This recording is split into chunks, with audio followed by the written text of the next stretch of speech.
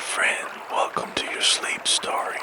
My name is Rebel, and it's my great privilege to be the voice that you listen to as you go to sleep tonight. In tonight's story, I'll tell you a very unchained tale, a tale of love and loss, a tale, magic, and a tale that is set in my homeland of Ireland.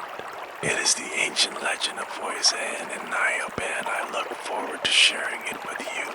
But before that, if the video helps you, please hit the like button. This really helps us to keep making these videos for you to go to sleep too. It's a little thing, but it makes a big difference. Also, don't forget that if you want the video to stop at a particular time, YouTube allows you to set a timer in the settings. And finally, don't forget to disable autoplay so you won't be disturbed by ads from upcoming videos. Now, let's do the relaxation session, which will take a few minutes before I tell you tonight's story. I'm going to count down from 2, and as I do, find yourself becoming more and more relaxed, feeling the support beneath you now. Your door, the floor beneath you, and even deeper, the earth, our home. This planet that gives us life. Feel cradled by it now. Remember, you are safe. You are here to rest. Sink into this moment of safety now. Allow my voice to be an anchor of safety in this moment. Allow my voice to be a place of comfort that will tell you a beautiful tale. That will enable your imagination to be engaged in a very peaceful way as you move closer and closer to sleep. Become aware of any residual tension in your body now. Anywhere you might be holding, maybe your feet, maybe your hands. Remember, your body has worked hard for you today. Allow it some rest now. It deserves it. Let go. Maybe allow a little gratitude to enter for this moment. For the opportunity of sleep, for shelter, for the simple things in life, allowing the breath to just leave your body, and be ready to breathe in and through your nose. As you breathe in, feel a sense of peace entering your body. As you breathe out, just let go a little more. Allow your breath to return to normal now. Where else are you holding? Maybe in your face. Just soften it now. Know that you deserve sleep. You deserve rest. We all do. I'd like you in your mind's eye now to begin to see a forest. A beautiful, misty, magical forest on a warm Irish morning. See the colors. See the dappled light. Smell the freshness. The healing sense of nature. The purity of it all. Now that you see your forest, allow me to tell you a story that begins there. Oisin was a beautiful young man. He was known as a great warrior, one of the strongest, one of the bravest, one of the smartest of all the warriors in his line. This particular morning, Oisin is riding through the forest. He's with his band of men, called the Fianna. These men look up to Oisin. They are also brave. They are also strong, and Oisin is their leader. Oisin loves to take this ride every morning. For him, it offers peace, it offers perspective, it offers a deep connection to the naturally of his homeland, the land of Ireland. This is ancient Ireland, where Oisin has lived all his life. He has never left this wild, green place that sits in the North Atlantic Ocean on the furthest western reaches of Europe. And by the way, the story I am telling you would have been told for hundreds and thousands of years by storytellers who would travel the land of Ireland, moving from village to village, settlement to settlement, and in the evenings the locals would sit around and listen to the traveling storyteller. So this story has been passed down from many generations of Irish people. I am telling you my version. So, as I was saying, Oisin loved this place. He had grown up running through these woods. He knew every tree, every blade of grass, every little animal that called this place home. He used to watch the seasons move from one to the next with great curiosity and wonder. His favorite season was the autumn or that fall. He loved the rich colors of that time, the different smells in the air. But on this particular late summer's morning, as Ashen surveys the forest from his trusty horse, he notices something in the distance. It is a figure. The figure gets closer. Ashen realizes he is seeing the most beautiful woman he has ever seen before. She is also riding a horse. She looks at him and he looks back at her. He can't take her eyes off her. Time pauses. The leaves in the trees gently rustle. Ashen's men look to each other, not sure what to do in this long silence. And then, eventually, she speaks. She says, "Ashen, my name is Niamh. I have come from the land of Tirnanog. You and I are destined to live our lives together in great happiness. I know you already love me. I already love you. You will come with me now, and we will go to live together, happily ever after in the land of Tirnanog." Ashen couldn't quite believe what was happening. He knew that this woman was his destiny. He knew that she was right, but he also knew what he would have to give up. He would have to leave behind his men. He would have to leave behind his family. But it was already written, and he knew he must go. He went to his castle and bid goodbye to his parents. He said goodbye to his men, and then Ashen and Niamh went upon their horses and galloped over mountains, by rivers, and through the beautiful land of Ireland. As Ashen galloped along, he thought of all of the things he loved about his homeland. The poetic nature of the people, the welcomingness they never failed to show.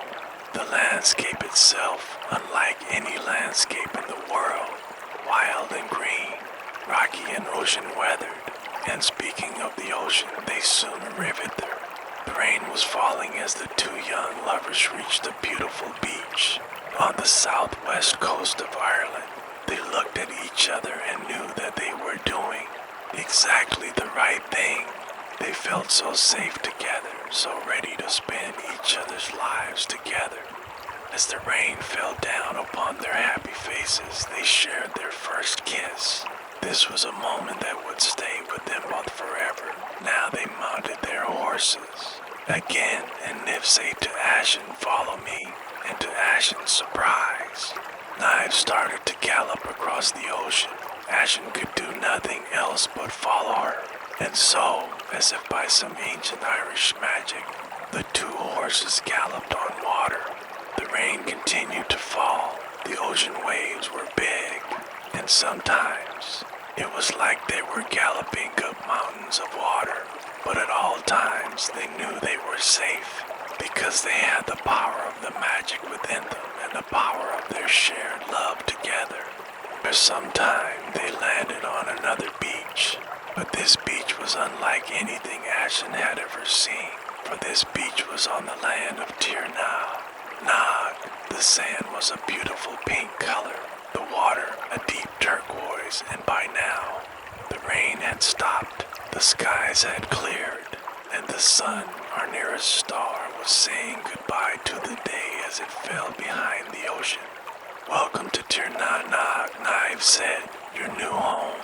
And they got off their horses and lay on the soft sand beneath them and watched as the first stars appeared in the sky. Then they heard voices in the distance and music, and the voices and the music came closer. And soon it was apparent that this was their welcoming party. All of the island folk carried candles, and all wore smiles of great happiness to see their beloved Niamh return home. Niamh's parents greeted Ashen as if he was their own son. And that night, Niamh and Ashen got married under the stars on the pink sand beach next to the turquoise waters.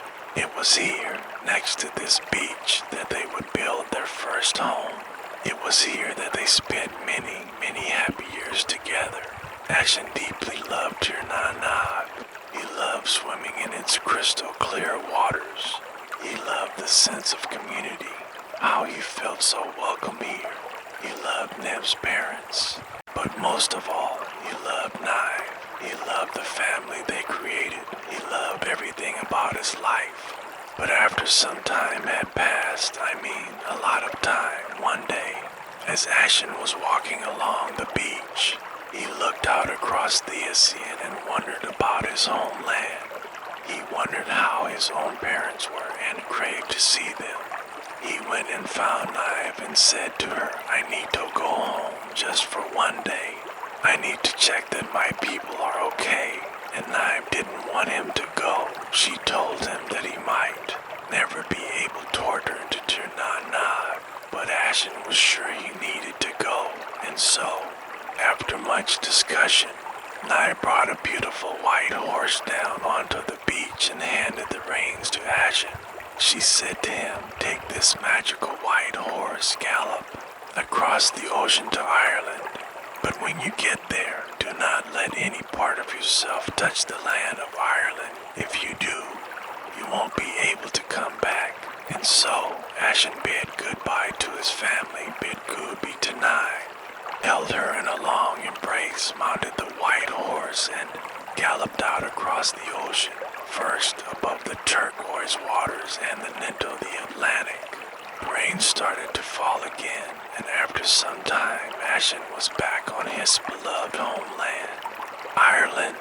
He knew not to get off the horse, and so he loped through the rain, over mountains and past rivers, till eventually he arrived to where his family's settlement was, to where his castle was. And when he arrived, what had been once a beautiful, lively settlement of people was now abandoned, overgrown with moss and trees. And what had been his beautiful home, the castle where his parents had raised him, was nothing but a ruin now. Ashen couldn't understand it. Where had his people gone? He roamed the land in search of them, but couldn't find any trace. And just as he was about to go back to the beach and back to Niamh and back to the land of Ternana, he saw some footprints leading down a little laneway, and so decided to see who was there.